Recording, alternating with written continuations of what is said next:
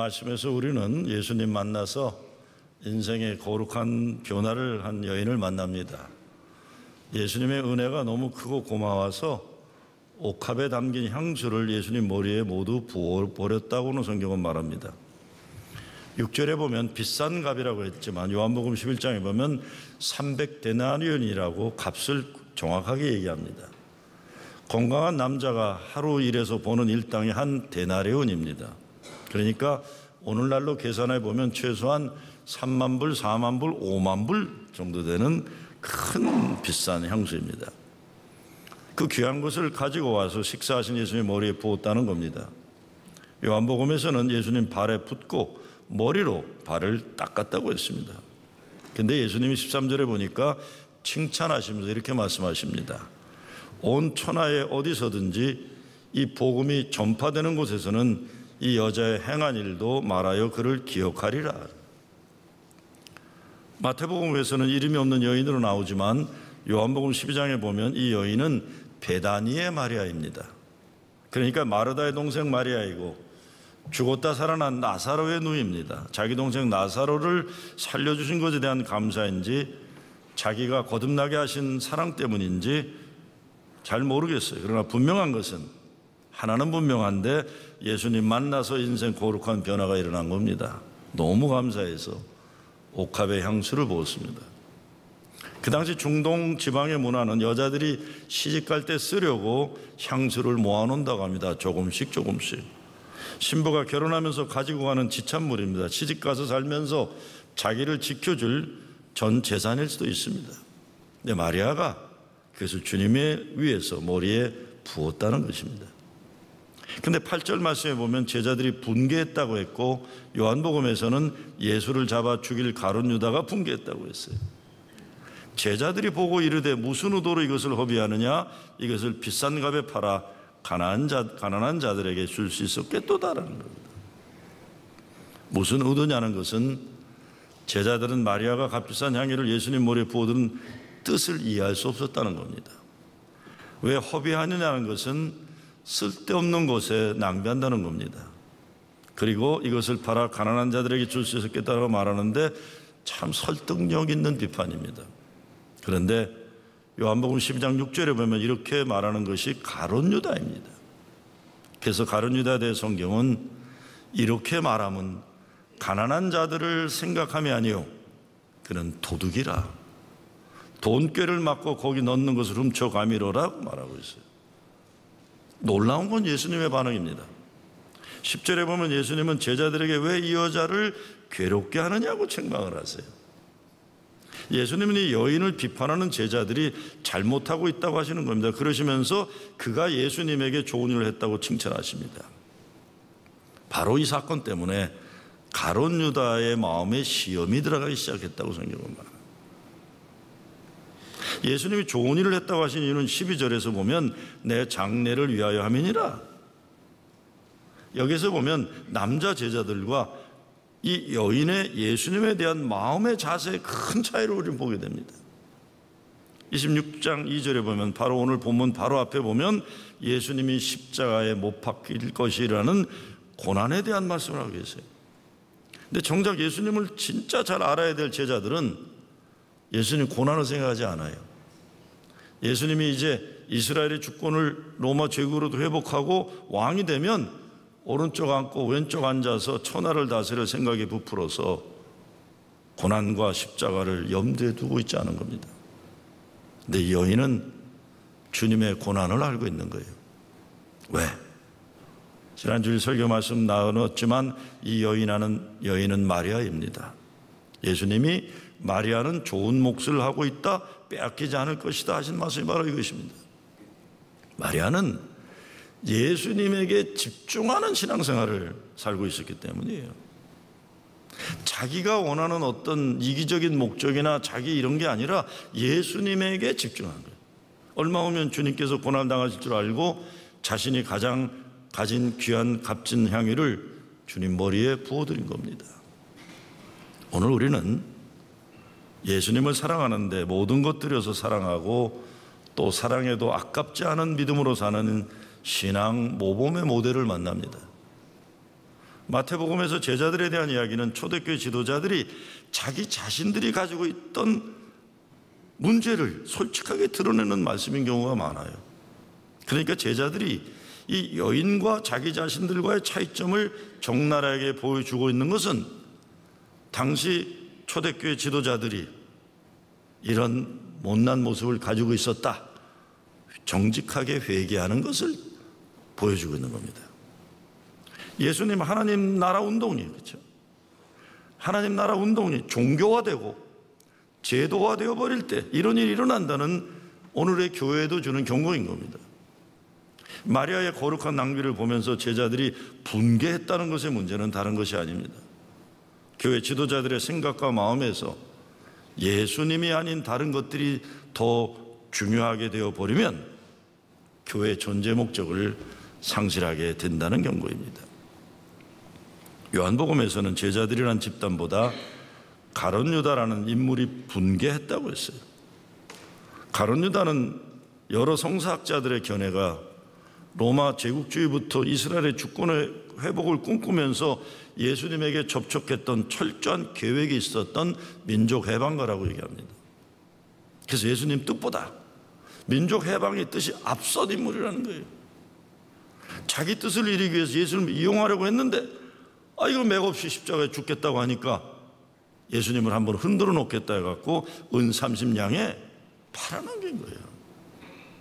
그래서 팔아넘겼다고 학자들은 얘기합니다. 그런데 가장 악한 배신자가 되고 마는 겁니다. 마찬가지입니다. 가난한 자들을 위하면 더 좋지 않겠느냐고 말은 하지만 그 어떤 사회혁명과 민족해방운동가들도 예수의 고난과 죽음을 생각하며 자기의 귀한 것을 깨뜨릴 줄 아는 사랑의 헌신이 없으면, 구원의 감격이 없으면, 가난한 사람들을 위한다, 사회 정의를 위한다 명분을 내세우면서도 예수님이 시작하신 하나님 나라의 역사를 방해하는 인간들이 될 수 있다는 것입니다. 다시 말씀드리지만 마태복음은 누가복음이나 요한복음보다 이미 조직화된 교회의 역사 초기에 쓰여졌기 때문에 교권주의자들을 말한다 할 수 있어요. 교권주의자들도 교회를 지켜낸다는 명목 아래 칼자루를 함부로 휘둘러서 예수님 가르침과 거리가 멀어지는 위험이 있다는 스스로의 반성을 하고 있는 겁니다. 야, 우리가 그렇게 못됐었다는 거예요. 이들 종교 지도자들, 바리새인들이지, 민족 혁명가들, 가룟 유다 같은 인간들이, 교권주의자들, 오늘 마태복음의 제자들이에요. 이들과 비교해서 예수님은 한 여인을 대조시키셔요. 그러면서 예수님이 원하시는 것은 자신에게 가장 귀한 것을 내어 드릴 수 있는 사랑임을 밝히고 계십니다. 예수님을 위해 뿌려지는 거룩한 낭비가 있는 사랑이에요. 종교 지도자들, 민족 혁명가들, 교권주의자들 모두 자기 나름대로의 자기의 행위와 판단을 정당화할 수 있는 이론도 있고 힘이 있고 권력 있는 사람들. 그러나 이 여인은 말 한마디 없습니다. 그냥 옥합 향유를 주님 머리에 쏟아 부을 뿐입니다. 우리가 한 인생 살아가는데 주님을 위해 이렇게 쏟아붓는 거룩한 낭비가 있으면 이건 축복받은 인생이에요. 왜? 은혜를 아니까요. 때로 인생의 계산을 잘해야 할 때가 있습니다. 무책임하게 살면 안 되기 때문에. 그러나 그렇게 계산해서 돈도 잘 벌고 그렇다 하더라도 그 인생에서 진정 거룩한 낭비를 모른다면 잘못된 신앙생활을 하는 겁니다. 저는 목회를 하면서 교회가 제대로 강건하게 세워지기까지는 오늘 본문에 나오는 옥합 향유를 부은 옥합을 깬 여인과 같은 헌신하는 교인들이 없이는 불가능하다는 것을 많이 경험합니다. 며칠 전에 이 자리에서 내여견의 감독님이 와서 아시아 교회 리더들과 만나는 모임이 있었어요. 근데 제가 그날은 좀 중간쯤에 앉아 있었는데 중간쯤에 앉아 보니까 이 앞에서 설교할 땐 보지 못하던 것이 보여요. 그게 뭔가 봤더니 의자에 뭐가 붙어 있어요. 우리 정 권사님 보면 옆에 뭐 붙어 있는 거 보일 거예요. 보세요. 뭐가 보일 거라고요. 그게 뭐냐면 50여 년 전 위교회를 칠 때 이 의자가 그때 세워진 건데 그때 헌금한 교인들의 이름이에요. 이게. 헌금한 교인들이에요. 이제 우리 새 의자가 올 텐데 그래서 제가 부목사 얘기했어요. 그거 다 띄어라. 띄어서 잘 간직하자 그랬어요. 잘 간직하자. 2025년도가 우리 한인회중 창립 50주년 되는데 이 동판들을 포함해서 지난 200여 년 프로징 제일교회를 가능케 한 교인들의 헌신의 기록들을 우리가 귀하게 간직해야겠다 생각했어요. 오늘 우리가 이렇게 예배당에서 예배 드릴 수 있는 것은 200 수십 년 전에 유럽에서 이민 와가지고 교회를 세운 우리보다 앞서 교회를 지킨 성도들의 헌신이 있었던 겁니다. 마찬가지로 오늘 우리의 헌신이 있어야 앞으로 50년, 100년 훗날 감사할 미래의 교인들이 있을 것입니다. 주님이 기억되기를 바란다고 하신 그 착한 아름다운 행위가 우리의 예배당 안에는 물론 그동안 선교를 위해 뿌려진 모든 헌신도 다 주님은 기억하기를 원하신다고 저는 생각합니다. 제가 다음 주일 예배 후에 밤 비행기로 카자흐스탄을 갑니다. 원래 계획은 카자흐스탄 목회자들 세미나를 인도하고 작년에 불이 나가지고 무너진 카자흐스탄의 교회 헌당 예배를 드리려고 했는데 저에게 해가의 감독이 목사님 그러면 주일날까지 계시는 거냐 그래서 주일까지 못 있는다 그랬어요. 내가 스케줄이 바쁘니까 목요일이나 금요일날 가서 비행기 타고 갔다가 그냥 난 한국으로 들어가야 되겠다 그랬더니 목사님 그건 안 됩니다 그래요. 왜? 불타서 없어지는 줄 알았던 교회가 자기들 헌금만 가지고는 불가능해서 회복하기 어려웠는데 프로징 제일교회 교인들이 헌금을 보내주셔서 재건을 하게 된 것은 죽었던 곳이 살아나는 부활의 증거라는 거예요. 그래서 목사님 헌당 예배는 꼭 주일날 드려야 됩니다 그래요. 왜? 주일은 부활의 날이에요. 그렇죠? 죽었던 곳이 살아나는 예배당의 헌당 예배는 주일날 드려야만 됩니다. 저는 제가 갑이라고 생각해서 왜? 저는 돈을 주는 교회 아니에요. 그렇죠? 그리고 제가 해가의 감독이 아저씨라고 생각할 줄은 나이가 많아요. 그렇죠? 그러니까 모든 스케줄이 누구에 따라가야 돼요? 저 따라가야 돼요. 그게 내 생각이 그랬던 거예요. 한 대 얻어맞은 거예요. 목사님 불타다 재가 됐던 교회가 그 교회가 잘 안 됐대요. 교회가. 근데 불타가 타서 재가 돼버렸는데 교회가 건축을 재건을 다시 하니까 동네 사람들이 기뻐한대요. 무너진 게 세워지네. 동네 사람들이 가서 기도해 준대요.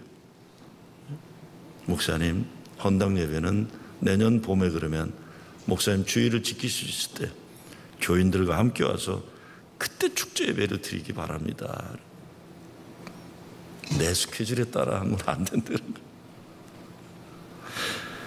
여러분 우리 교회가 지난 40여 년 교회 내부는 말할 것 없고 미국은 물론 해외 선교를 통해 여러분이 보낸 헌금으로 잘 들으세요.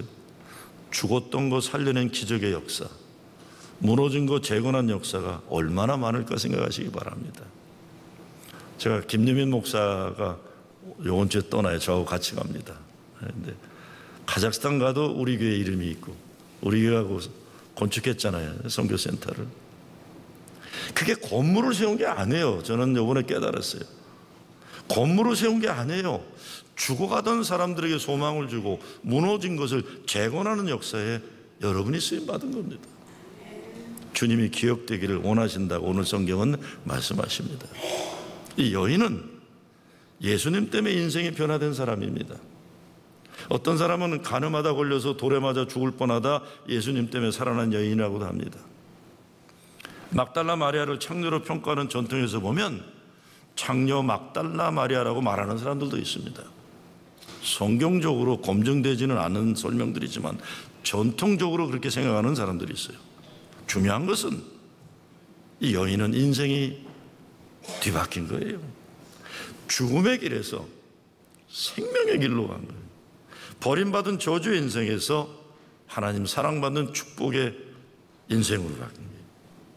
예수님 발 앞에 엎드려 눈물로 주님의 발을 닦는 인생이 된 겁니다. 예수님을 만나 인생의 놀라운 변화와 감격을 체험하고 있는 거예요. 자기 영혼의 구원을 얻었으니 옥합 향수를 깰 수 있었던 겁니다. 앞서 말씀드렸지만 우리보다 앞선 신앙의 선배와 선조들은 물론 여러분도 여러분들의 귀한 옥합을 깨셨기 때문에 오늘 우리가 프로싱 제일교회라는 교회에서 신앙생활을 할 수가 있는 것입니다.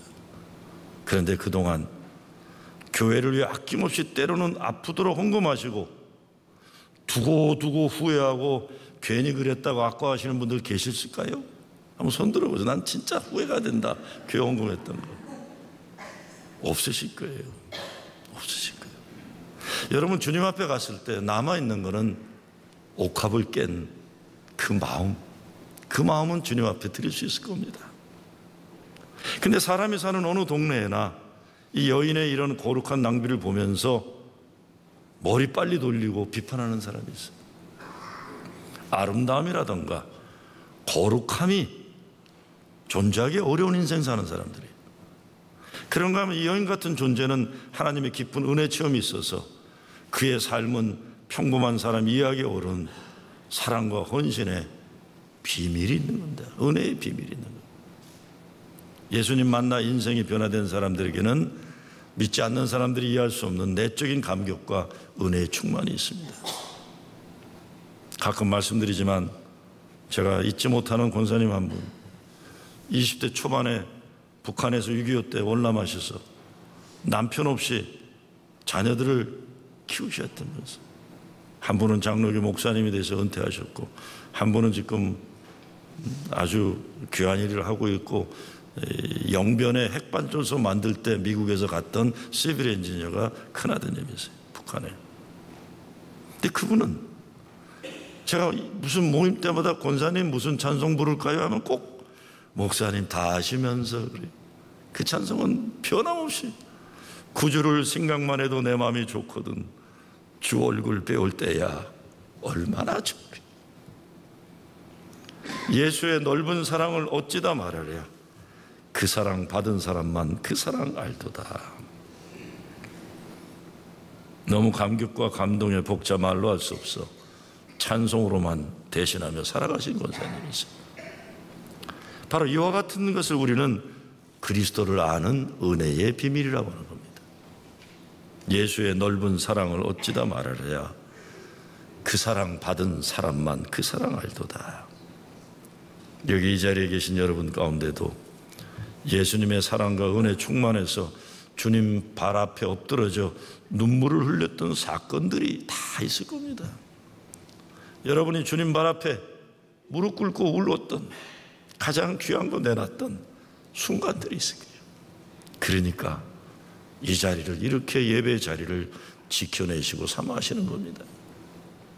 예수 믿는 것은 예수 사랑하는 거예요. 예수 사랑하는 것은 죄의 용서받음의 기쁨을 아는 겁니다. 어느 수도원에 예수님이 찾아오셨어요.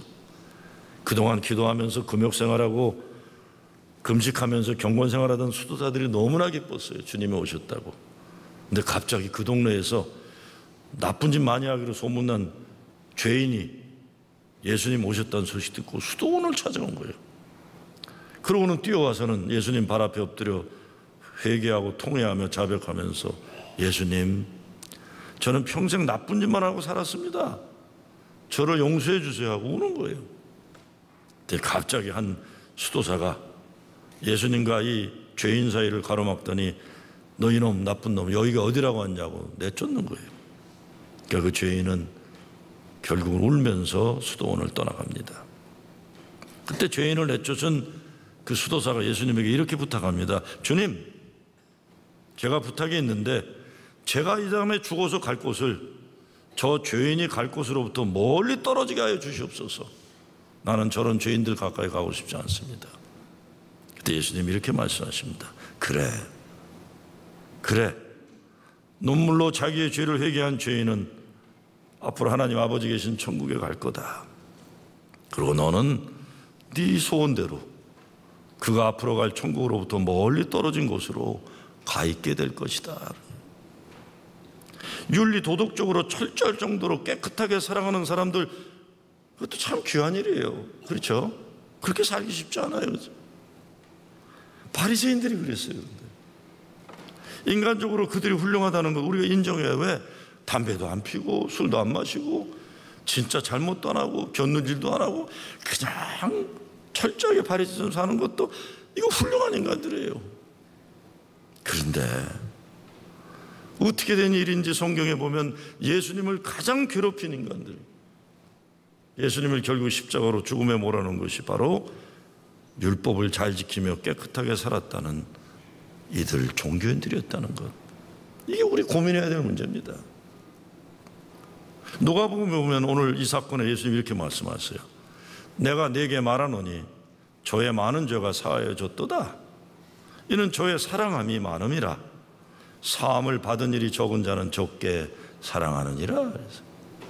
사도 바울은 예수님의 이 말씀을 가지고 뭐라고 합니까? 죄가 많은 곳에 은혜가 많다라고 말하는 거예요. 오늘 이야기는 은혜를 아는 사람들에게 나타나는 거룩한 사랑의 낭비 이야기입니다. 이 여인의 행위를 보고 화를 낸 사람들은 다 화낸 것을 합리화하고 정당화할 수 있는 실력 있는 사람들입니다. 명분도 있고요. 그러나 이 여인은 누구에게도 자기의 이야기를 할 수 있는 지식도 없고 자격도 없을 것이에요. 다만 이 여인은 예수님 만나기 전에 과거의 인생과 예수님 만나고 변화된 자기를 아는 사람이에요. 이거는 분명해요. 머리 잘 굴리고 자기 것 잘 챙기고 종교적으로 자기 의로움에 도취되어 있는 사람들 잘 사는 것 같지만 예수님이 보실 때 그건 아니라는 겁니다. 종교가 타락하면 자기 의로움에 빠져요. 신앙의 용서의 감격을 잃으면 남을 판단하고 정죄하는 일에 바쁘게 살게 돼요. 은혜의 감격을 상실한 종교인들을 죽은 신앙인들이라고 말하는 겁니다. 용서의 감사를 잃어버린 종교인 우리는 형식적 종교인이라고 얘기하는 거예요. 껍데기만 가진 거예요. 용서받은 뜨거운 눈물, 감격을 상실하면 사랑이 식어지는 거예요. 사랑이 식어지면서 믿음의 능력을 상실하게 되는 겁니다. 오늘 이 여인은 아마 그 동네에서 예수님 만나기 전에 숨어서 살던 사람인지 몰라요. 어쩌면 사람들이 여인을 보면서 자신들이 그 여인과 비교된 의로움과 깨끗함을 위로받으며 살았고, 더 나아가서는 모이기만 하면 그 여인의 죄를 들춰내는 재미로 살았을지도 몰라요. 세상 사람들의 잔인함은 최소한 본인들이 못됨을 알기나 해요. 그런데 종교인들의 신앙의 교만, 도덕적 우월성에서 나오는 잔인한 마음은 하나님 마음에서 다른 사람을 정죄하는 참 무서운 짓들 하는 거예요. 회개해야 됩니다. 주님께 드려지는 은혜의 삶을 살지 않고 불평과 불만에 가득하던 삶 돌이켜야 돼요. 옥합을 깨지는 못해도 못돼 먹은 견고한 교만의 진을 깨트리지 않으면 사탄마귀의 영향권에 들어가 잡혀 먹히게 되거나 아니면 사탄마귀의 하수인 역할을 하는 겁니다. 돌아서셔야 됩니다. 하나님 축복과 은혜는 주님을 위해 더 드리고 드려지는 삶을 살아갈 때 하나님이 더 많은 것으로 형통하게 하시고 하늘의 은혜를 부어주시는 겁니다. 주님이 아낌없이 우리에게 모든 것을 주고 또 주셨는데 축복받은 우리들이 내 거라고 꽉 쥐고 내 것인 줄 알고 착각하면 은혜의 물줄기도 마르고 하나님 축복의 형통함이 막히게 되는 거예요. 회개하고 돌아서야 됩니다. 예배 드리기를 소홀히 하고, 아니 어떻게 집사권자 장로들이 예배 주일 예배 성수하는 걸 그냥 적당히 소홀한 몰라도 그렇게 열심히 소홀할 수 있는가? 이번 주 목회해야다 그랬어요. 이거 왜 이러냐 그랬어요. 왜 이러냐? 하나님께 드리는 헌금 생활을 온전치 않게 하고 교회 헌신 열심히 사라지고 내 마음대로 생각대로 교만하게 신앙생활하는 것, 회개하지 않는 잘못된 신앙 이제 그만두셔야 돼요. 그 계속 그러다가는 여러분 큰일 납니다. 큰일 나요. 네? 뭐 2부 예배는 그런 분들 안 계시니까 내가 자신 있게 얘기하는 거예요. 시험 안 들 줄 알고. 어쩌려고들 그러세요. 어쩌려고들. 회개하고 주님 사랑과 은혜로 돌아와야만 돼요. 우리 믿음 생활에는 예수님 때문에 변화된 감격, 용서받은 감격이 있어야 합니다. 하나님의 은혜로 이 쓸데없는 자 왜 구속하여 주는지 난 알 수 없도다. 내가 믿고 또 의지함은 내 모든 형편 잘하는 주님 늘 돌보아 주실 것을 나는 확실히 아네. 용서받은 감사에서 나오는 사랑이 있어야 합니다. 그 감사함 때문에, 그 감격 때문에 헌신하는 거예요. 예수님 머리에 향수 옥합을 끼워 부은 이 여인의 심령은 은혜로 충만한 거예요. 그리고 향유 옥합을 깬 여인을 가룟 유다가 비난한 것처럼 주님의 일을 할 때 비난을 받을 때가 얼마나 많습니까? 특별히 교회 온 지 얼마 안 된 사람들 열심히 하면 교회 오래 다녔다는 사람들이 꼭 못된 짓 해요.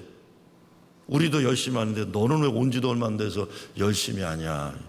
이거를 알을 못 낳으면서 남이 알 낳으면 쪼아다니는 장딱이라고 불러요. 그래서 그런 사람, 저 권사님 장딱이구나 그러던데, 저 장로가 장딱이구나 그러대. 자기는 열매를 못 맺으면서 열매 맺는 사람 쪼러다니는 거예요.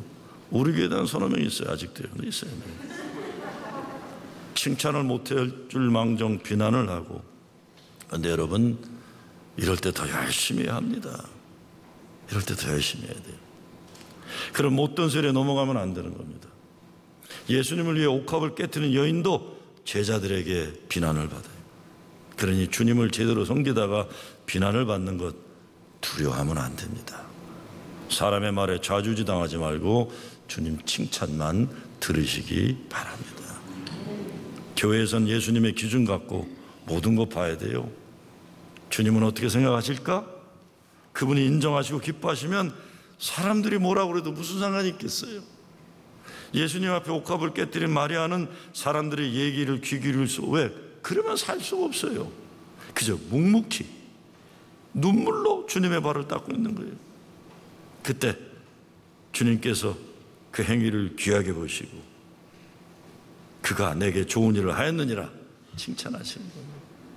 그러면 됐죠. 저와 여러분이 주님 앞에 깨뜨려야 할 옥합이 무엇입니까? 여러분이 가지고 있는 옥합이 무엇입니까? 여러분이 가장 소중히 여기는 것이 옥합입니다. 근데 그것들을 내가 주님보다 더 사랑하고 있을 때가 얼마나 많아요. 그것 때문에 주님과 멀어지는 경우는 또 얼마나 많습니까? 어려울 때는 기도도 하고 열심히 신앙생활 하다가 물질의 축복을 주시면 신앙생활 소홀히 하면서 오히려 물질의 복이 신앙생활에 독이 되는 경우가 얼마나 많습니까? 내 실력으로 내가 잘나서 이 착각하고 교만하다가 무너지는 일이 얼마나 많아요.